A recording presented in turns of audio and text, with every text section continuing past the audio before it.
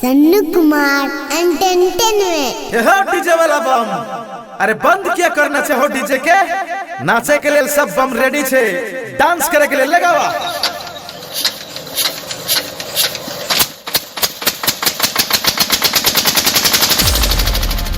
नाचे गोरकी पत्थर की आ छटकी यो बम।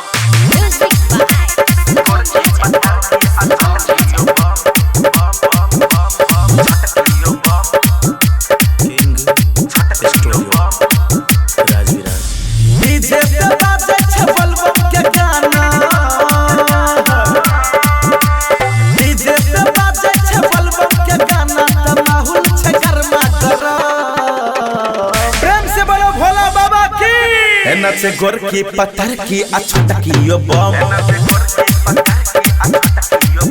नचे गोरकी पत्थर की आ छटकी यो बम। नचे गोरकी पत्थर की आ छटकी यो बम।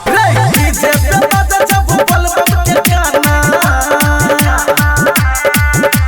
डीजे पे बाजे छे बल बम के गाना त माहौल छे गरमा करो। ए हो भैया बम हे नचे गोरकी पत्थर की आ छटकी यो बम।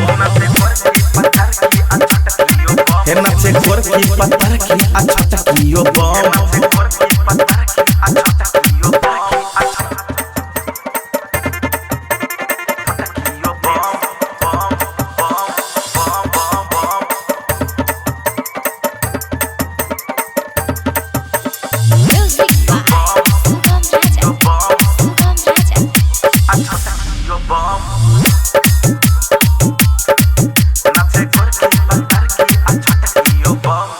लागत छे सब भोला बाबा के अच्छे बड़का फैन रे। तब का खूबे नचे छे कमर में ओढ़नी बांध रे। सावन में झूमे छे धरती गगन, भोला के भक्ति में सब छे मगन। लब की कन्या घुंघटा ओढ़ के, लब की कन्या घुंघटा डीजे पे नाचे चमचा माइकल जैक्सन के तरह। नाचे गोरकी पत्थर की आ छटकी यो बम। नाचे गोरकी पत्थर की आ छटकी यो बम।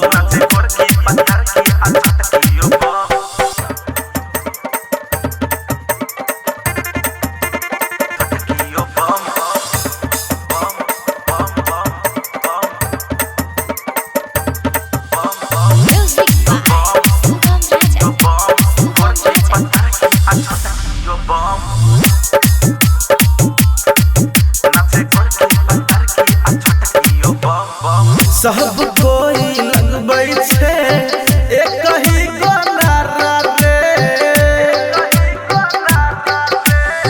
भोले बाबा डमरू वाला सबके सहारा रे।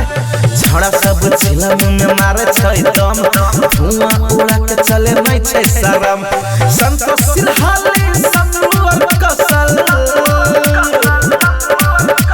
संतोष सिरहाली सन्नू किशोर रात कहे छे बोल बम बम।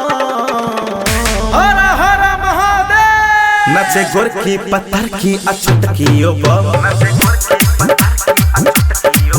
नचे गोरकी पत्थर की यो छटकी यो बम।